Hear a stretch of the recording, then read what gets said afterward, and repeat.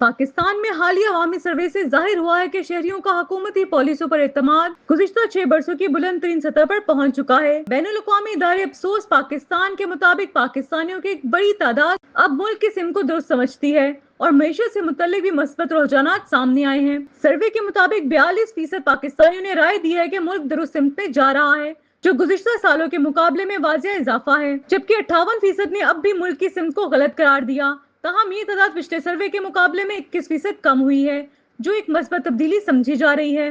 खैबर पख्तून में सबसे ज्यादा 48% शहरियों ने मुल्क के हालात पर एतमाद का इजहार किया, जबकि मईशत बेहतर समझने वालों की शरह 29% तक जा पहुंची है, जो पिछले सर्वे से 9% जायद है।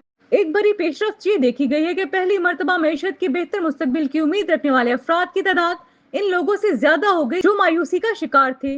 ये अवामी सोच में एक मस्बत मोड़ की अक्कासी करता है।